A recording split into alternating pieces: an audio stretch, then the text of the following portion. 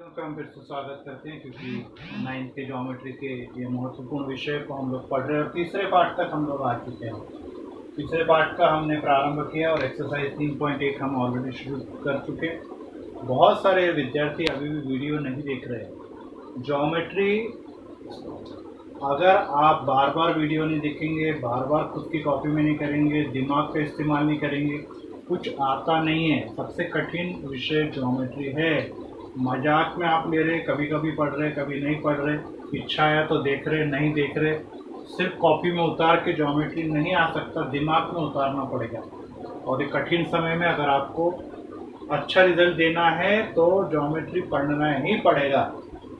और आपको लगातार बहुत मेहनत के साथ हम वीडियो यहाँ पर दे रहे हैं, पढ़ाई आपसे करा रहे हैं। आप देरी से ज्वाइन होंगे, ज्वाइनिंग नहीं होने वाले, कॉपी नहीं बनाने वाले, बाद में आएंगे, फिर से दोबारा ये पढ़ाया नहीं जाएगा, ये ध्यान में रहे। इसलिए अगर आप ऐसा कर रहे हैं तो बहुत नुकसान है। 9वीं में रिपीट करना पड़ेगा। अनेक बच्चे 9वीं में अभी फेल हुए हैं, याद रहे, दोबारा 9वीं में बैठे हुए। आपके साथ रिपीटर बच्चे दिखाई देंगे आपको, लेकिन बाकी के क्लास में 10वीं में सब पास हो गए। क्यों? क्योंकि 9वीं में अच्छी पढ़ाई की तो 10वीं में पहुँचते और 10वीं पे पास हो जाए। इसलिए अच्छी पढ़ाई करें।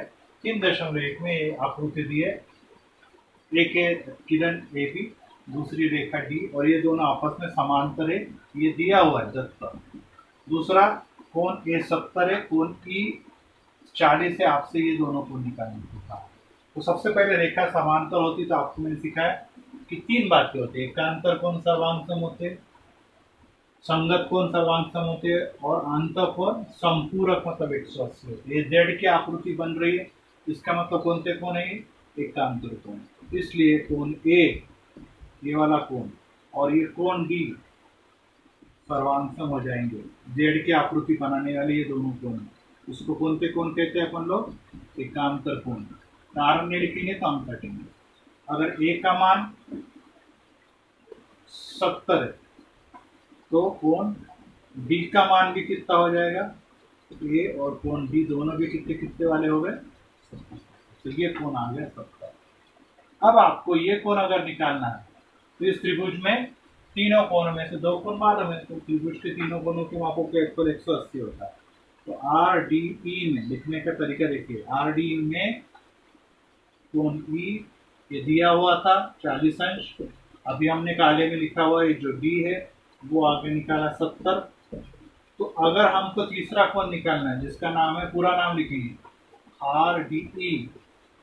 आर डी ई अगर निकालना है तो क्या करना पड़ेगा?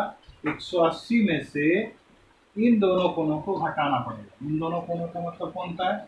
70 वाला और 40 वाला, इनकी टोटल को घटाना पड़ेगा। तो 180 में से 70 और 40 घटाया तो 110 आ गया।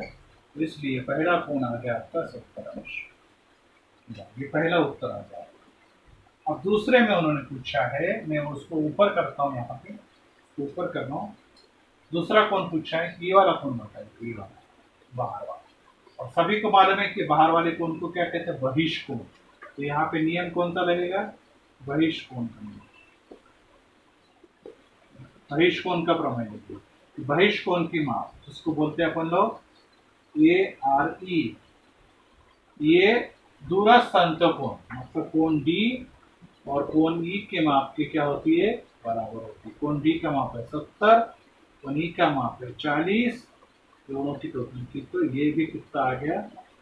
110 अंश। तो इस प्रकार से इसको अपन ने बाद में करना। ये पहला ए पार्ट हो गया और इसका ये बी पार्ट हो गया। रिपीट कर रहा हूँ मैं आकृति। ये दोनों समांतर है तो एकांतर कोण सर्वांग सम होते। ये 70 है तो ये भी 70 हो गया। ये का मतलब ए और डी 70 हो गया। अब इस त्रिभुज में अगर हम जाएंगे तो इस त्रिभुज के अंदर के 2 कोण अपने को मालूम चल गए, 70 और 40। कौन से कोण? डी और ई। तीसरा कोण आसानी से निकल जाएगा, अर्थात 180 में से इसकी टोटल घटा देंगे। 70 और 40 की टोटल होती है 110। उत्तर आ गया 70। ये पहले का उत्तर आ गया। इस कोण का माप आ गया 70।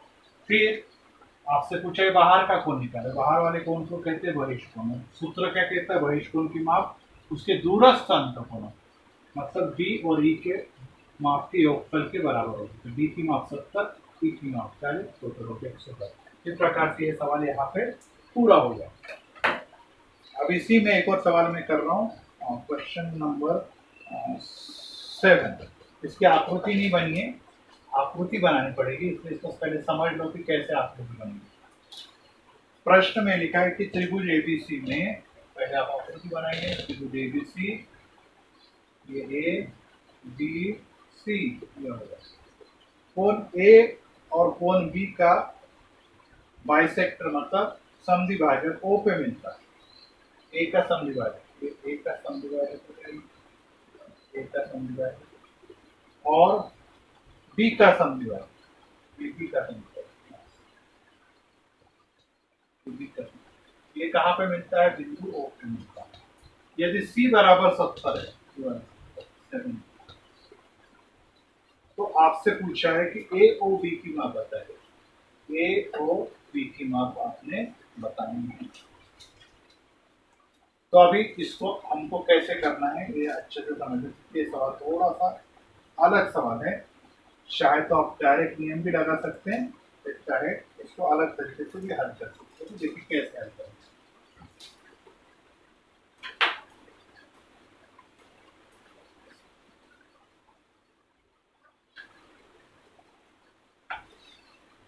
अब त्रिभुज एबीसी में तीनों कोण ए जमा कोण बी जमा कोण सी बराबर 180, त्रिभुज के कोणों का गुणधर्म है। अब यहाँ पे हम लोग एक बात देखेंगे जो दत्त के रूप में है कि कोण ए के दो भाग हो गए। कोण ए के कितने हो गए? दो भाग हो गए। ये एक पहले का नाम है कोण ए ओ, ओ बी ए ओ, और दूसरा ये वाला, इसको अपन मान लो एक्स और एक्स। दूसरा है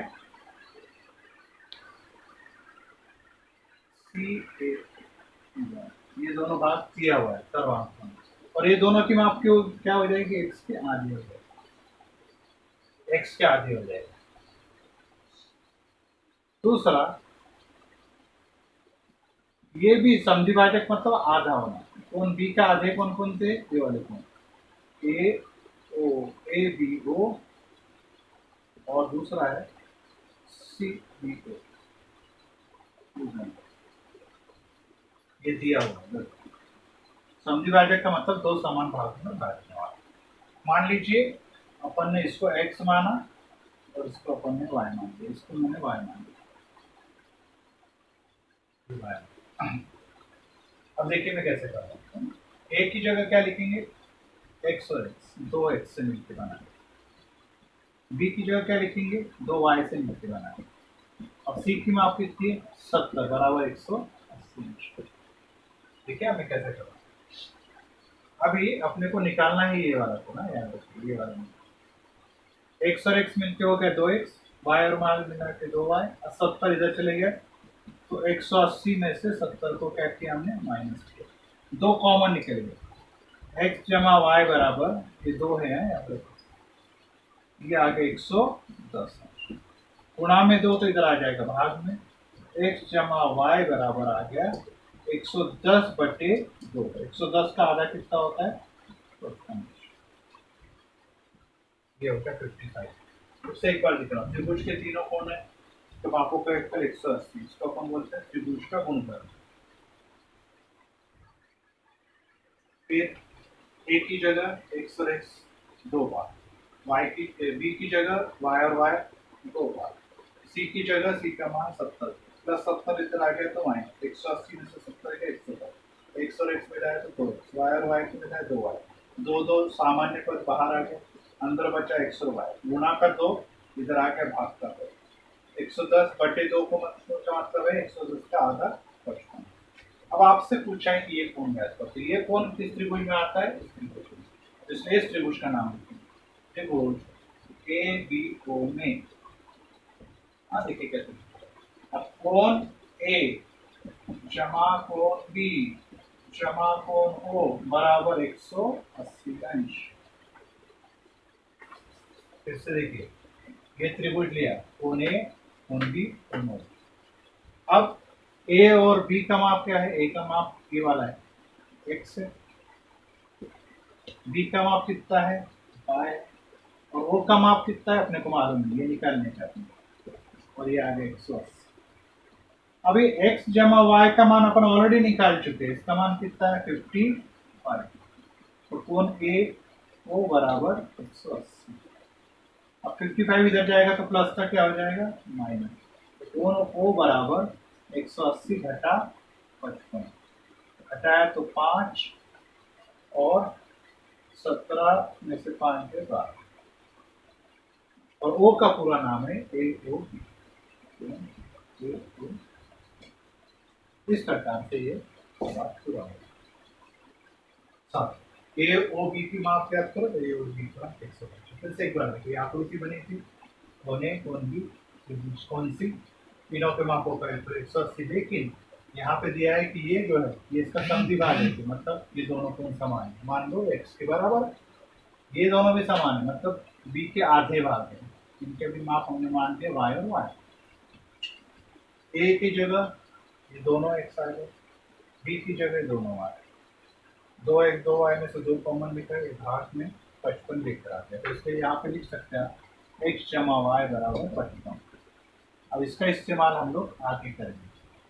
अब ये कौन निकालना था? ए ओ बी निकालना था, ये ए ओ बी निकालना है। तो इस त्रिभुज में आगे ए जमा बी जमा ए का मान x, बी का जमा y, ओ का मान निकालना है।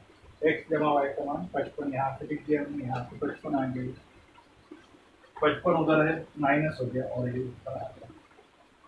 तो इस प्रकार से इन सवालों को आपने कर लेना है। क्वेश्चन नंबर 9, क्वेश्चन नंबर 10 ये पोर्शन कम करने के कारण निकाल दिया है। तो इन सवालों को आपने अपनी कॉपी में हल करना है। 8वां सवाल मैं आपको करने को दे रहा हूँ होमवर्क के रूप में, होमवर्क क्वेश्चन नंबर 8। और इस प्रकार से 9 और 10 को कट कर दो, ये हमको करना ही नहीं है क्योंकि ओमेट पोर्शन हो गया। यहाँ पे एक्सरसाइज आपकी 3.1 पूरा हो जाना चाहिए। और इसको आप अपनी कॉपी में पूरा करेंगे। साथ में उदाहरण नंबर 4, उदाहरण नंबर 3 ये भी कट कर देंगे, ये भी नहीं है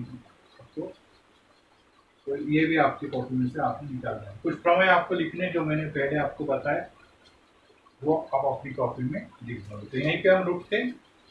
प्रमेय याद करो, सवाल याद करो, बार बार पढ़ाई करो, वीडियो भी जो नहीं समझ में आ रहा बार बार देखो। ये सब आपके सामने मैंने लिख दिया है, ये आपने आकृति पेंसिल से बनानी है, सवाल पेन से हल करने। जितने बार आप देखेंगे, जितनी बार आप लिखेंगे उतना ही दिमाग में बैठेगा। ज्योमेट्री आप बोलेंगे सर ये ऐसा है, कठिन ही होता है, नहीं तो ज्योमेट्री के कारण 9वीं में दोबारा बैठना पड़ेगा। थैंक यू, खुद का ध्यान।